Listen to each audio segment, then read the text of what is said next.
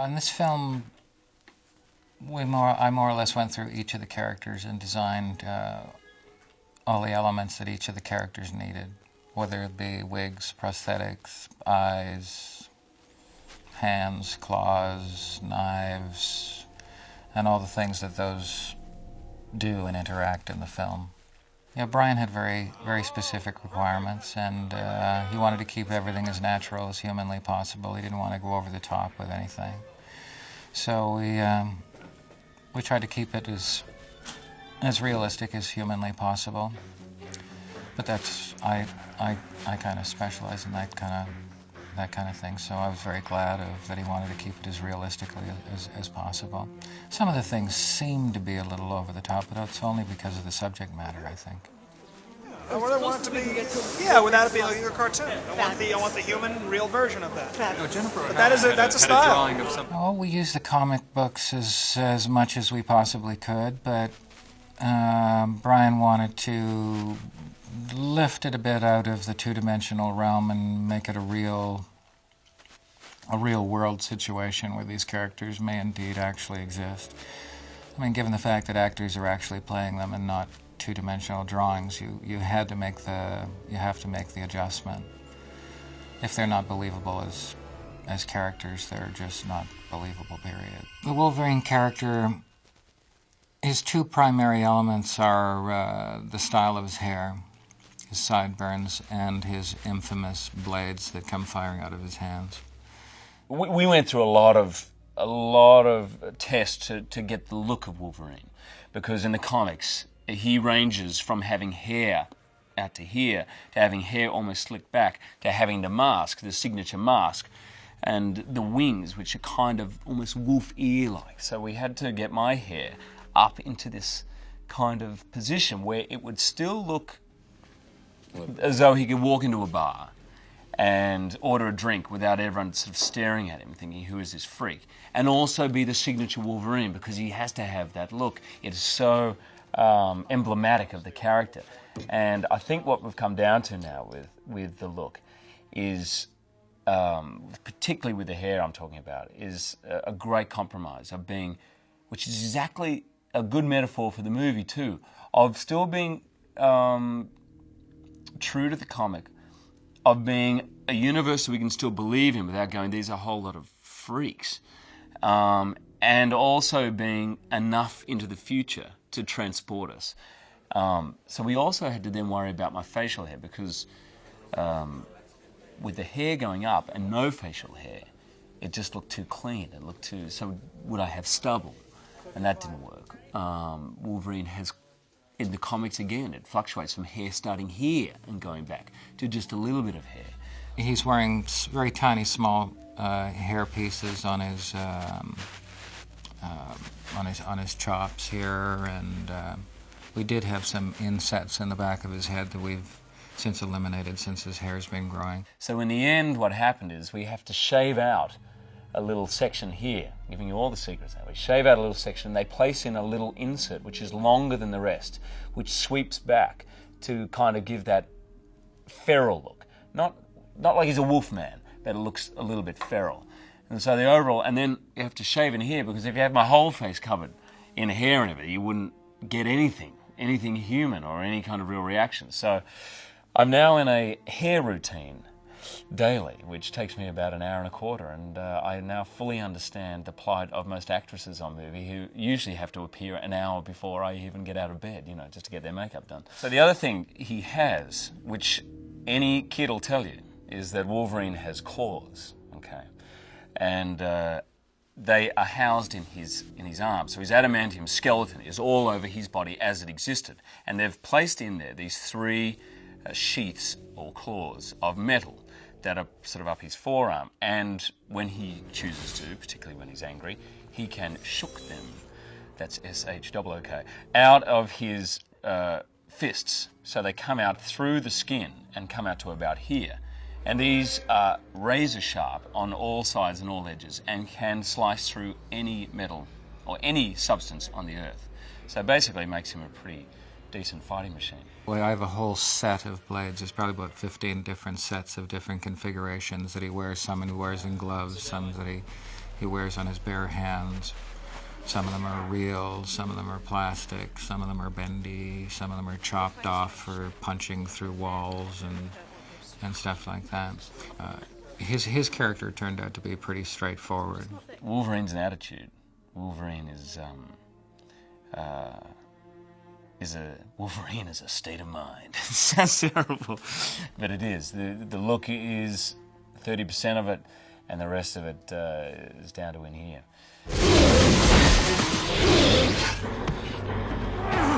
Sabertooth again.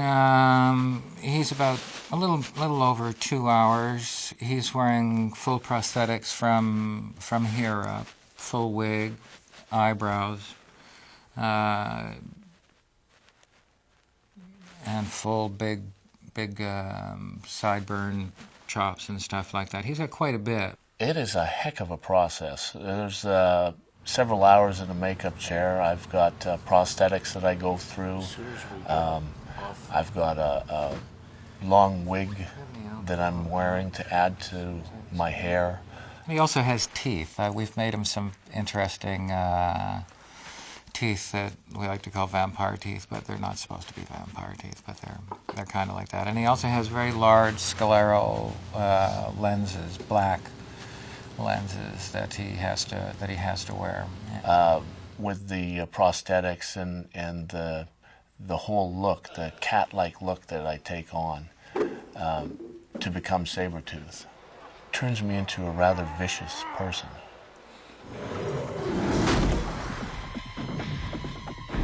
The only real complication with his character is that he himself sweats a lot, so it's he has a lot of action and stuff like that. But the prosthetics are designed in such a way that it's very easy to just set them back down again. We haven't had to take one off and redo them at any point in time, and he wears his prosthetics an average of 12 to 15 hours a day. You know, people like you are the reason I was afraid to go to school as a child. Mystique is a whole different ball of wax. Mystique is a very elaborate process. She's wearing 17 very large prosthetics and about between 50 and 60 small little prosthetics. I've developed a new prosthetic that we're testing more or less on this picture, where we essentially don't need to glue the prosthetic down aside from its very edges. It sticks by itself. So the process of putting his prosthetics on and getting them painted up and stuff like that, we can do to 15 and 20 minutes. They're pre-colored, and all the eyebrows and things like that are pre-punched into it, and they self-stick, so it's pretty straightforward. I had to sit through 7 to 8 hours, excruciating hours of makeup every day. So, well, not every day. I was in and out of Toronto for the 4-month period that they were shooting the film, but it was really hard. My call times would be 1 to 3 a.m. for the most part. I have a hydraulic table, one of those things that a doctor would have, sort of a thing. And she does most of the makeup, most of the application of the prosthetics and stuff like that are done on that table. I have a crew of girls that look after that. It was 4 women who worked on me, and the 30. It was like 2/3 of my body covered in prosthetics, and then the rest prosthetic scales, like sheets of prosthetics, and then over 100 prosthetics in all. The prosthetics are all translucent and already have the color built into them, so that we put them down over top of her own skin. They're very thin, and they move really well. I mean, they're so stretchy. But I don't feel naked once I have them all on, even though I guess I look fairly naked. And for a while, you know, because it's kind of cold outside right now, for a while I thought they'd keep me warm, but they don't. It's kind of like wearing wet clothes when I have them on. They kind of make me colder. Is it itchy or uncomfortable? No, I mean, it seals off my skin, but it's not uncomfortable at all. It's actually very, very comfortable. And then the color that we mix to airbrush then matches that relationship, the marriage between the translucent blue prosthetic and her own skin. and then we marry that into the paint. And then the rest was all airbrushed blue paint, which made me really sick to my stomach. We started the logic by designing her, by coloring her with food coloring, because we were not aware of any paint that would be believable enough that it didn't just look like somebody had been airbrushed. Because we're shooting with the kind of film we're shooting with and stuff like that, any kind of a particle is very, very visible on film. So the illusion was that her skin was blue, not that she was painted blue. So when we started with the food coloring, our first thing was to try and find a way to get the food coloring off, because the word food coloring in my business is an absolute and utter no-no. But we did find product that would allow us to get that food coloring completely off her entire body within an hour after we started, which was quite something, because normally food coloring's on you for about a week. But we flipped over to that due to the sensitivity of her profession, as being a model and stuff like that. And we found a much more tolerable airbrush paint that paints very, very well. And because of the sweating, and there was a time when there was going to be raining and stuff like that, so we had to find something that also was not going to move with water. So this is an alcohol-based paint. It's still a bugger to paint her whole body, in the sense that you fill an whole environment full of paint as you're airbrushing. So you have to go at it slow and easy, so you don't die of paint fumes. And it actually wasn't the makeup application process that got to me after a while. It was the maintenance of it that was so horrible, because the pieces would shift and I'd get little halos of skin around the edges of my prosthetics, and so they were constantly re-airbrushing, repainting my body, and so the maintenance really killed me. And plus I had to wear a wig and 2 pairs of contact lenses. Vibrant yellow eyes with little brown spots in them. Again, very large scleral lenses. So she wears a bandage lens, we call, over her pupil and iris, which acts as like a cushion between her own eyes and the scleral lens. These are soft lenses, not hard lenses. So it makes it a little easier for her to deal with. And it is a very, very small opening for her to see, so her vision is minimal, to be kind about it. It was the most mind-numbing process you could ever imagine. And I maintain that nobody without modeling experience could have handled it. I still have blue pores.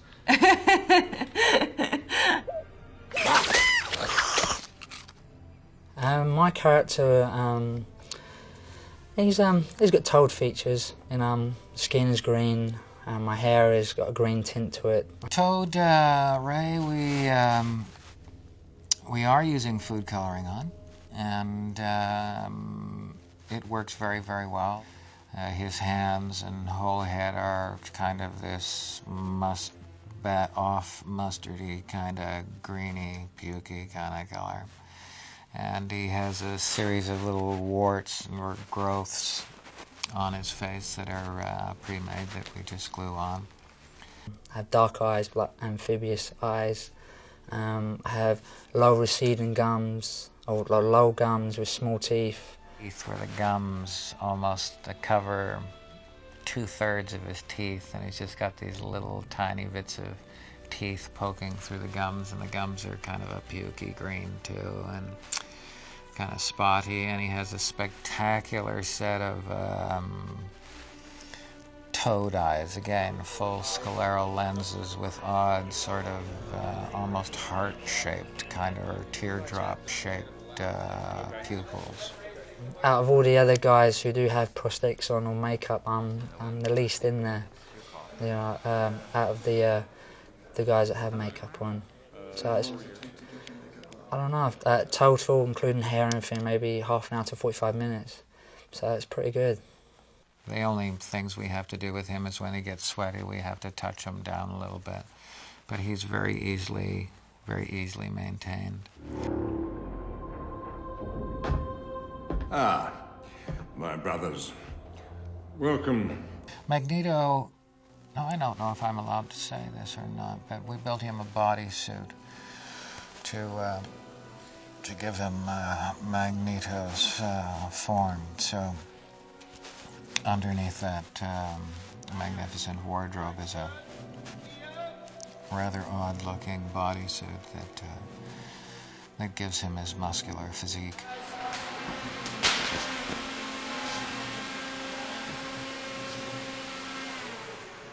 All the characters, due to the nature of the way Bryan works and the nature of the film and how much action's in the movie and stuff like that, all had to be designed very practically and very simply. There was just no way that we could spend copious amounts of time with these characters away from camera.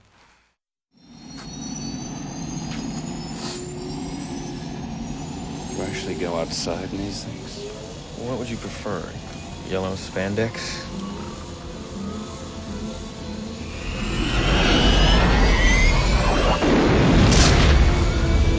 Bryan has sort of assembled a team around himself, sent suspects. We have Louise Mingenbach back as costume designer, and she's brought, I think, a great amount of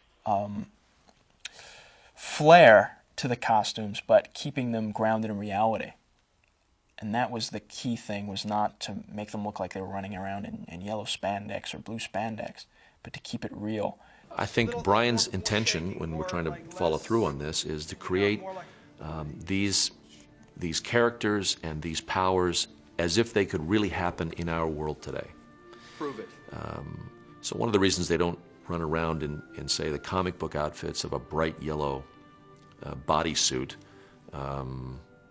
is that might be kind of goofy today and would be not very realistic. So we've tried to design, from the uniforms to the powers that they have, that these people might yet be among us. It would be very hard to translate the comic book exactly for when nobody has the bodies of those characters, so there's no way we could look like them.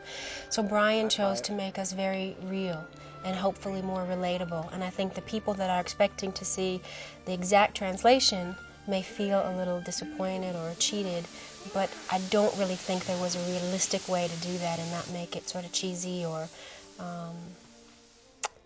very cheap looking. From what I've seen from the comic book, it's definitely sort of a step away from that.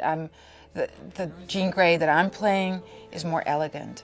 She is kind of, like I said, she helps Professor Xavier, so she is sort of a doctor who knows a lot about genetics and things, and so we have her wear glasses at times, and it's just sort of more conservative, classic, elegant look.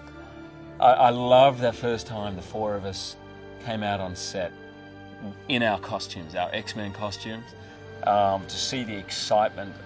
It was about 3 weeks in, and that was one of the first moments that I understood the complete 100% passion of everyone involved in it, because you saw these people who'd been working on this for 3 years, had envisioned this. They had been reading the comic books however long, and for them to see the four X-Men as we come out of the water, just about to come up to the Statue of Liberty head, we come out of the water and just take our positions and our marks and look up the Statue of Liberty all in our costumes. It was like cut, and everyone goes, "Right!" Started cheering, and there was crowds down there. We were down in Hamilton by the water, and to keep the secrecy, we were cloaked, and it was at that moment I thought, this is amazing. These are people's dreams we're living out here, and it was fantastic. It was all leather, so the more you wear it, obviously, the more flexible it gets.